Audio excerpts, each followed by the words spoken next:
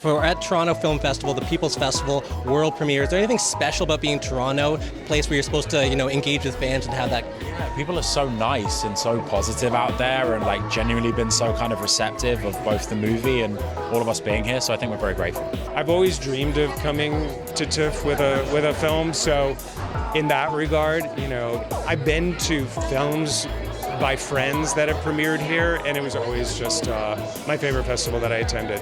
The camaraderie. I have director friends who are in town, and we're going to see each other. I just think it's a great vibe, and the film goers here are so exuberant. It is my first time, and I'm very excited to be here. What's it been like for you? Is this your first time? It's been great. I live in Los Angeles, so I always wanted to come to Canada, and I've always wanted to come to TIFF. And I've also been, tried to go see other screenings, which I will also tomorrow. And so I'm very excited to be here and just be part of the festival. Hugh Grant, right? People even on this side of the rope, they're a little intimidated. So what's it like working with him? Were you a little nervous going in? Definitely nervous. He's really funny. He's really down to earth. He's very open. Yeah. And he's open to try anything, and I think that's the best, especially for this role. Yeah. It's you have to go to some dark, weird places. So I can't imagine anyone else in it. Actors like being evil. Really? Well, audiences like the baddie. Yeah. Why? They always have. I think it's because maybe humanity is evil. It's a sort of recognition of the truth of our essence. I know you shot this in Vancouver. Cannot wait to see it. Congratulations. Have a great time. Well, I loved being in Vancouver, and you're lucky to be Canadian. It's great. Oh, thank you. Yeah. Happy to hear that, sir. All right, man. TIFF must be a very special place for you. It is a special place. This is my third time at TIFF. I'm so happy. The last time I was here was 5 years ago to the day with my Mr. Rogers movie, so I'm just thrilled. I'm thrilled to be back. Talk to me about just how fearless Amy was with this role, because it seems like you really asked a lot of her. I did ask a lot of her, and she was so game. That was what was incredible. I knew going into our shoot that it was going to be requiring a lot of her, not only because often it's her alone with a 2-year-old on set all day, but because of the physical things that I needed her to do and the emotional things that I needed her to do and how vulnerable I needed her to be. And she came every day ready to play, ready to go. Maria was talking about just how game, how fearless you were in this performance. Talk to me about what you were able to explore as an actor and a mother in this role. I think one of the great things about getting to play this character, and I knew from reading the book that this would be an opportunity to just dive into the deepest, most feral parts of me, lose my vanity, lose inhibition, and just go for this ride that I so identified with. There's these movies talking about women and talking about how the world sees women and kind of the limits placed on them. What do you think this conversation is happening in the industry right now? Oh, well, I'm just really happy it's happening. I feel like we've been building to it, and I hope that momentum continues. I'm great that my daughter gets to be here and get to hear these stories of women. So it's really important to me, and generationally, and how we pass down our victories, our traumas. I think it's great to tell those stories. For me, the last showgirl, Pamela Anderson, a dinosaur. Our show is a dinosaur in a world now of slutty circus acts. That there's something beautiful, that she is the epitome of natural beauty, and has eschewed the whole need for the rest of it. So. 49th anniversary, right? And TIFF, new chapter, and with so many stars coming, the entire city is buzzing. Thank you. 10 years old right now. I'm 8. What was it like to be in a movie with Ben Stiller? Because you guys are first-time actors, right? It was so amazing. Ben was so great. Everyone was so nice. It was amazing. It was the best thing I have ever done in my life. I read the script, and David said, first of all, David's someone I've always wanted to work with. and he sent me this script, and he said it's about these 4 kids, and I know these kids, and they live on this farm in Ohio, and they've never acted before, and I think this could be really fun and crazy, and I'm going to shoot it with one camera on film and kind of make an homage to a lot of the movies that I loved growing up, that that we both love, these sort of like family comedies that aren't cynical. And I was like, when I read it, I was like, wow, this really isn't cynical. This is really like heartfelt. I'm like, I'm so cynical. I'm like reading this thing going like, no, it's too heartfelt. And I'm like, oh no, that's what's so great about it. That's why I need to do this movie. And I think that's what's great about the experience of watching the movie is you give into that. And it's just I think a very organic, beautiful piece of filmmaking.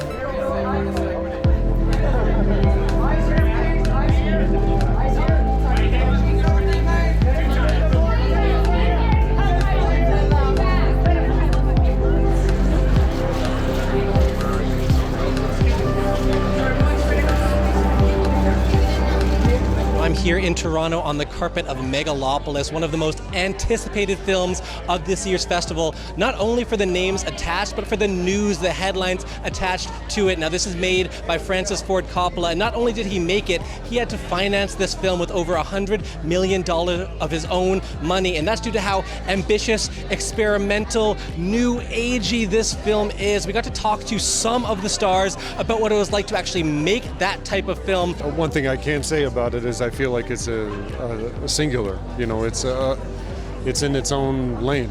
It is very much one of a kind. And Francis, I feel historically, has made movies that have a massive respect for its audience's intelligence, and I don't think this one is any different. It kind of really challenged me in lots of ways, and I came up against myself as a person, as an actor, and got to work with these amazing artists, and I just soaked it all in. I mean, these are really the kind of greatest storytellers in our business, and so I felt very lucky to work with everybody involved here, in front of the camera and behind. So it was a really unique experience that I will probably never have ever again. I'm Eli Glasner on the red carpet at the Toronto International Film Festival, where the stars, they really are returning. Jennifer Lopez, Pamela Anderson, Andrew Garfield. Yeah, I wanted to play someone sexy finally. I wanted to play like a symbol of sex. Excellent. And I found that character. Yeah. I found it was a really exciting challenge, I was like, oh, this is just a new muscle and a new type of man that I haven't had a chance to play. Yes, I got Dylan's here. This is the most chaotic carpet I have ever seen. Does this reflect the energy of the production? Because what was it like? All of the choreography, all of the momentum. It was like this, I think. Yeah. It's really mellow.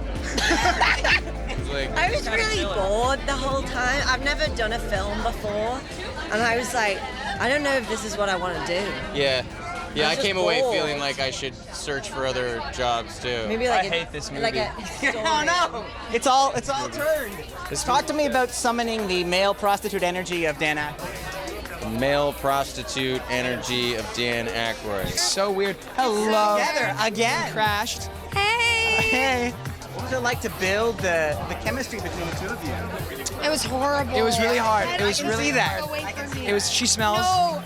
Rachel smells so bad. Her breath is so bad. You have to know You're how to say that. You're like acting with her, and you're like, ugh. I'm not sure how many donkey shots made it in the movie, but we filmed a lot of donkey. See the affection in your face. Oh, I'm just remembering. Yeah, yeah. If I ever got lonely, I just came and gave her snuggles. It was really fun. I'm so thrilled I got to do it.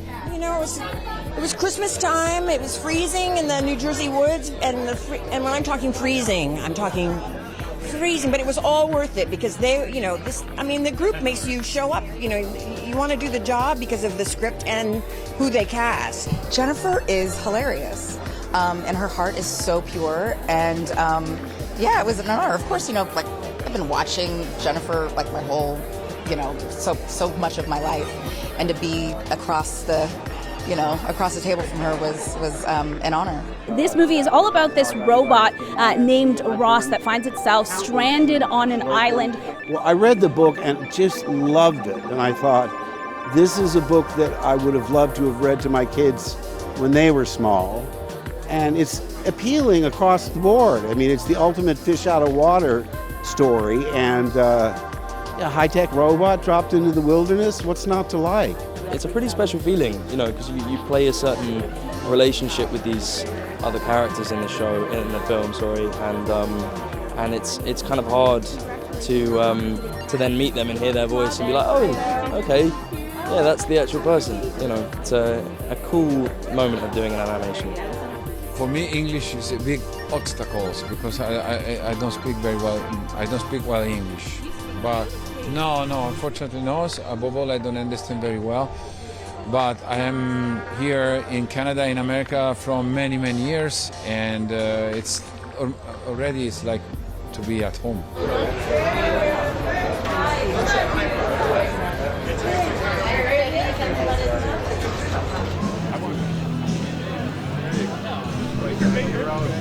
Offer yourself to the lobby. Yeah.